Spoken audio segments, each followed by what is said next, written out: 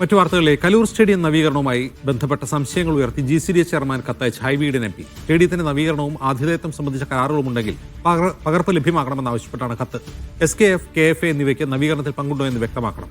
നവീകരണവുമായി ബന്ധപ്പെട്ട് സ്റ്റേഡിയം പരിസരത്തെ മരങ്ങൾ മുറിച്ചു മാറ്റിയത് നടപടിക്രമം പാലിച്ചാണോ എന്നും ഹൈബി ഈഡൻ ചോദിച്ചു.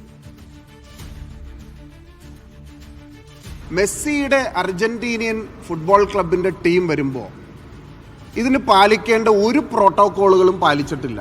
ഇപ്പോൾ ഓൾ ഇന്ത്യ ഫുട്ബോൾ ഫെഡറേഷൻ്റെ ആർക്കും ഇതിനെക്കുറിച്ച് യാതൊരു അറിവുമില്ല.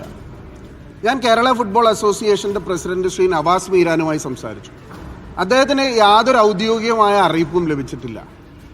അപ്പോൾ ഒരു ഇൻ്റർനാഷണൽ ലെവൽ മാച്ച് നടക്കുമ്പോൾ, ഇത്രയും തയ്യാറെടുപ്പുകൾ വേണ്ടുന്ന ഒരു മാച്ച് നടക്കുമ്പോൾ അതിൻ്റെ ഫുട്ബോളിൻ്റെ യാതൊരു പ്രോട്ടോക്കോളുകളും പാലിക്കാതെ ഇതൊരു സ്പോർട്ടിംഗ് ഇവൻ്റ് എന്നതിനപ്പുറമായി ഒരു ബിസിനസ് ഡീലായി ചില ആളുകൾ കാണാൻ ശ്രമിക്കുകയാണ്.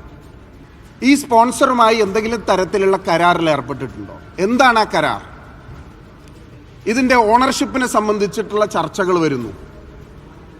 ഇതിൻ്റെ മുന്നോട്ട് ഈ മാച്ച് കഴിഞ്ഞാലും അടുത്ത ഘട്ടങ്ങളിലും ഈ സ്റ്റേഡിയത്തിൽ ഈ സ്പോൺസറുടെ റോൾ എന്താണ്? ഇതെല്ലാം കായിക കേരളം വലിയ കൗതുകത്തോടു കൂടി നോക്കിക്കാണുന്ന ചോദ്യങ്ങളാണ്. ഞാനപ്പോൾ ഒരു ചോദ്യാവലി ബഹുമാനപ്പെട്ട GCDA ചെയർമാന് നൽകിയിട്ടുണ്ട്.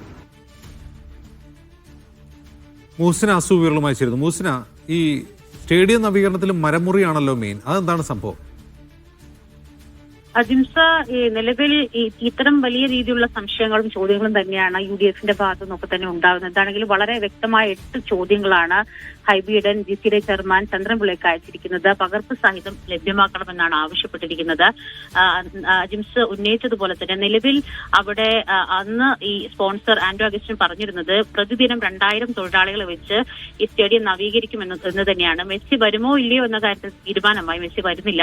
പക്ഷെ അവിടെ ഇപ്പോഴും നവീകരണ പ്രവർത്തനങ്ങൾ നടക്കുന്നുമുണ്ട്. പ്രത്യേകിച്ച് അജിംസ് സൂചിപ്പിച്ചതുപോലെ തന്നെ നിലവിൽ അവിടെ മരങ്ങൾ മുറിച്ചു മാറ്റിയിട്ടുണ്ട്. പാഴ്മരങ്ങളാണ് എന്ന് പറയപ്പെടുന്നു. പക്ഷേ അപ്പോൾ പോലും ഈ മരങ്ങൾ മുറിച്ചു മാറ്റാൻ അനുമതി ലഭിച്ചിട്ടുണ്ടോ, നടപടിക്രമങ്ങൾ പാലിച്ചിട്ടുണ്ടോ എന്നതടക്കമുള്ള കാര്യങ്ങൾ ഒരു വ്യക്തത കുറവുണ്ട് എന്ന് തന്നെയാണ് മനസ്സിലാക്കാൻ സാധിക്കും. ഇതുമായി ബന്ധപ്പെട്ട് GCDAക്ക് നിലവിൽ കത്തയച്ചിരിക്കുകയാണ് ഹൈബി ഈഡൻ MP. അതുപോലെ തന്നെ കഴിഞ്ഞ ദിവസം ജിൻഡോ ജോൺ, അതുപോലെ തന്നെ UDFന്റെ പല ആളുകളും ഇത്തരത്തിൽ വ്യക്തമായ ചോദ്യങ്ങളുമായി പ്രതികരണങ്ങളുമായി ഒക്കെ തന്നെ മുന്നോട്ട് വന്നിട്ടുണ്ട്. ഈ കാര്യത്തിൽ ഈ സ്റ്റേഡിയത്തിന്റെ നവീകരണം എന്ന് പറഞ്ഞ സ്റ്റേഡിയത്തിന്റെ കസ്റ്റോഡിയൻ ഇപ്പൊ ആരാണ്?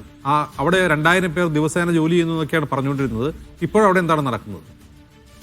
നിലവിൽ അവിടെ ഇതര സംസ്ഥാന തൊഴിലാളികളെ ഉപയോഗിച്ച് അവിടെയുള്ള നവീകരണ പ്രവർത്തനങ്ങൾ, അതായത് മതിൽ പണിയുന്ന അരമുറി മതിൽ അവിടെ പണിതിട്ടുണ്ട്. അത്തരത്തിലുള്ള മതിൽ പണിയൽ, അതുപോലെ തന്നെ ആ പരിസരത്തുള്ള ചില മരങ്ങൾ വെട്ടിമാറ്റിയിട്ടുണ്ട്.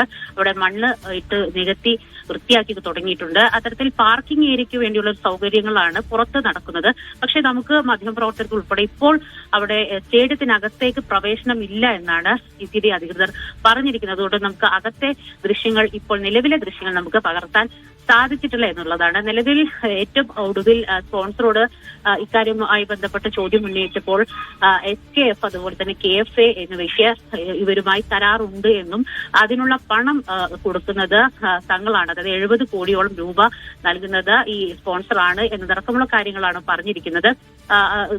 സ്വാഭാവികമായി വരുന്ന ചോദ്യം, സർക്കാരിന്റെ അധീനതയിലുള്ള GCDA അധീനതയിലുള്ള ഒരു സ്റ്റേഡിയത്തിൽ ഒരു സ്വകാര്യ വ്യക്തിക്ക്, പ്രത്യേകിച്ച് ഏറെ ചർച്ചയാവുന്നത് മരമുറി ഉൾപ്പെടെ വിവാദ വിഷയങ്ങളിലൊക്കെ തന്നെ പ്രതിചേർക്കപ്പെട്ട ഒരാൾക്ക് എങ്ങനെ ഇതിൽ ഒരു ഫണ്ട് നൽകാൻ കഴിയുമെന്നതാണ്. അത് തുടക്കത്തിൽ തന്നെ ഇദ്ദേഹത്തെ അല്ലെങ്കിൽ ഈ സ്പോൺസർമാരെ ആക്കിയതിൽ ഒരു ആരോപണങ്ങളൊക്കെ തന്നെ ഉയർന്നിരുന്നു.